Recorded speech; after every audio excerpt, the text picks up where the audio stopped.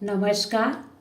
मैं प्रोफेसर मीना श्रीवास्तव, शासकीय कमला राजा कन्या स्नातकोत्तर स्वशासी महाविद्यालय ग्वालियर में इतिहास विषय की प्राध्यापक और विभाग अध्यक्ष हूँ। आज मैं आप सभी के समक्ष उपस्थित हूँ। भारतीय नारियों के इतिहास के अंतर्गत आज हम बात करेंगे प्राचीन काल में नारी की सामाजिक दशा अथवा स्थिति के संबंध में। प्राचीन काल में स्त्रियों को सम्मानजनक स्थान प्राप्त था। पुरुषों के समान ही स्त्रियों को भी अधिकार प्राप्त थे। विवाह संबंधी, शिक्षा संबंधी और संपत्ति संबंधी पूर्ण रूप से अधिकार पुरुषों के समान ही महिलाओं को भी प्राप्त थे। स्त्री घर की शासिका मानी जाती थी। नारी सर्व शक्तिमान मानी गई और इसी कारण विद्या, शील, ममता, यश, संपत्ति, वीर आदि गुणों का प्रतीक मानकर उन्हें देवियों के रूप में स्थापित किया गया है। स्त्री स्नेह और संतान से पुरुष की पूर्णता मानी गई है। स्त्री को लक्ष्मी के रूप में स्वीकार किया गया है क्योंकि स्त्री सुख और समृद्धि की दाता है। बृहत संहिता में यह उल्लेख प्राप्त होता है कि प्रजनार्थ महाभागा पूर्जाः ग्रह दीप्तः स्त्रिय इष्यन् गेहेषु न विशेषोस्ति कश्चन। सामाजिक उत्सवों में उन्मुक्त होकर महिलाएं सम्मिलित हुआ करती थीं। महाभारत में भीष्म पितामह का कहना था कि स्त्री को सदैव पूज्य मानकर उससे स्नेह का व्यवहार करना चाहिए। सूत्रों और स्मृतियों के समय में स्त्री की स्थिति सने सने निरंतर गिरने लगी थी। मनु ने अपने मनु स्मृति नामक ग्रंथ में लिखा है कि स्त्री कभी भी स्वतंत्र रहने योग्य नहीं है। आवश्यक कार्य हेतु अन्य स्थान पर जाने वाला व्यक्ति स्त्री की जीविका का प्रबंध करने का प्रयास करता था।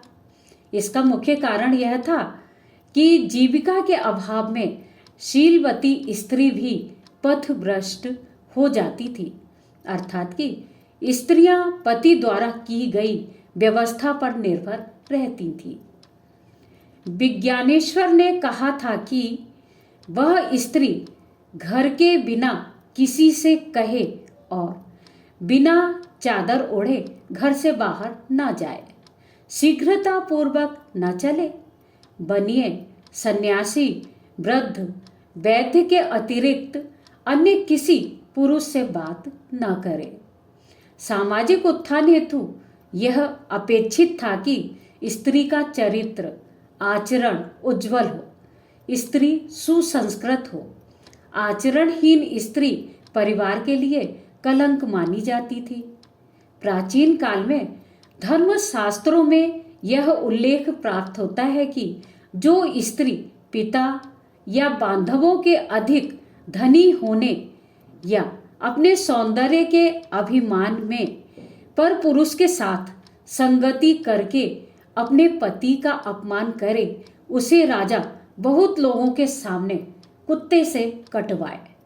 महाभारत में भी यह उल्लेख प्राप्त होता है कि भर्तारं लंघे ददातु स्त्री ज्ञाति गुण दर्शिता ताश्रौमि खाद्ये द्राजा संस्थाने बहु सहिथते।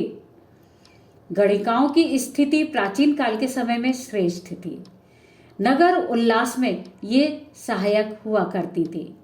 सती प्रथा थी, इसके उदाहरण हमें प्राप्त होते हैं। पति के साथ समरण या सती होना या पति की मृत्यु के बाद ब्रह्मचर्य का पालन करना, ऐसे उदाहरण प्राचीन कालीन ग्रंथों में हमें प्राप्त होते हैं। रामायण और महाभारत में भी ऐसे उदाहरण देखने को मिलते हैं। पर्दा प्रथा थी, वैदिक युग में नहीं थी। दूसरी सदी ईस्वी के भास के नाटक में हमें पर्दा प्रथा का उल्लेख मिलता है। अब मैं चाहूंगी कि आप सभी मेरी पुस्तक भारतीय नारियों का इतिहास अवश्य ही पढ़ें, क्योंकि उसमें मैंने विस्तृत रूप से प्राचीन कालीन महिलाओं की स्थिति का वर्णन किया है और आप सामाजिक स्थिति को अच्छे तरीके से समझ सकेंगे।